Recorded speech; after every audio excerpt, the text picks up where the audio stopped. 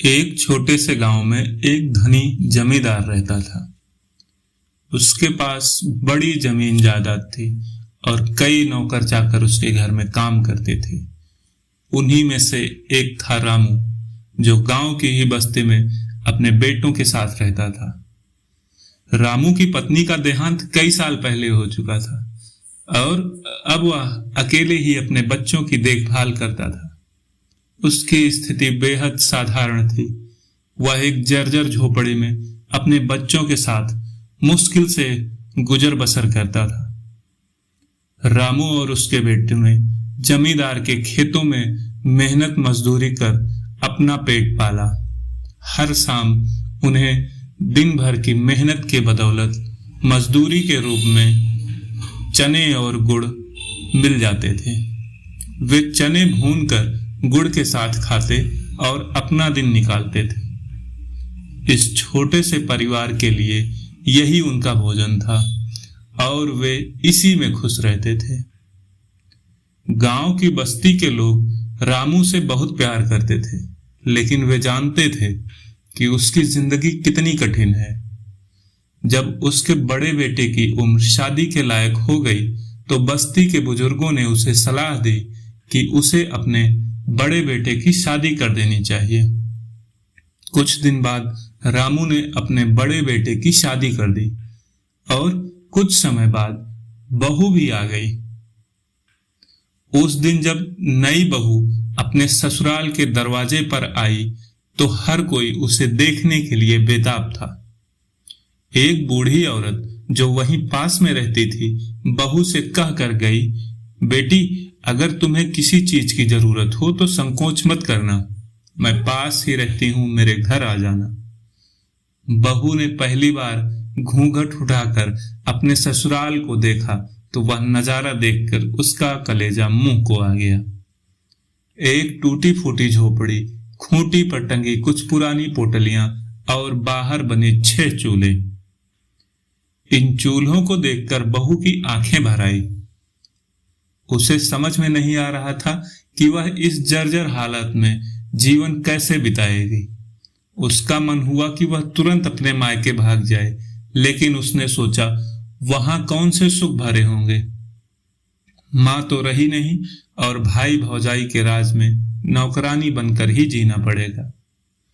यह सोचकर वह जोर जोर से रोने लगी, लेकिन रोते रोते थक कर शांत हो गई। उसके मन में एक विचार आया।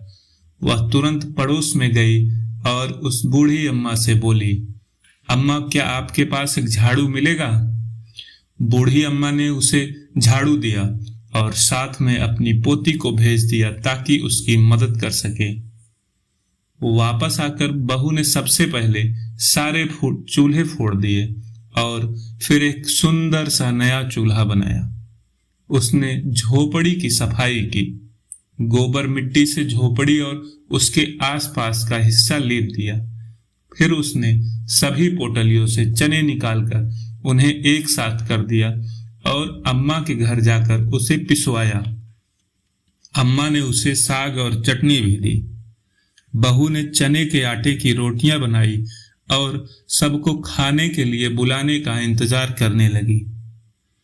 शाम को जब रामू और उसके बेटे काम से लौटे तो उन्होंने देखा कि उनका घर बहुत सुंदर लग रहा था। वहां सिर्फ एक ही चूल्हा है। वे सब गुस्से में आ गए और चिल्लाने लगे। इस औरत ने आते ही सारा सत्यानाश कर दिया।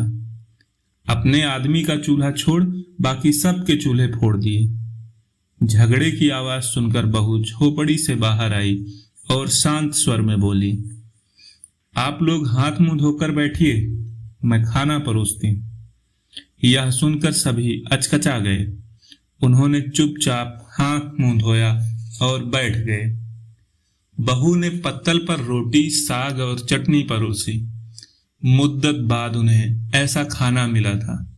वे आश्चर्यचकित थे कि साधारण चने और गुड़ से बने खाने में भी ऐसा स्वाद कैसे आ सकता है।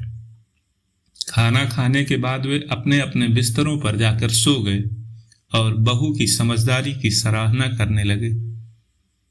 अगली सुबह जब रामू और उसके बेटे काम पर जाने लगे तो बहू ने उन्हें एक एक रोटी का टुकड़ा और गुड़ दिया। फिर चलते समय उसने रामू से पूछा, बाबूजी, क्या मालिक आपको सिर्फ चना और गुड़ ही देते हैं?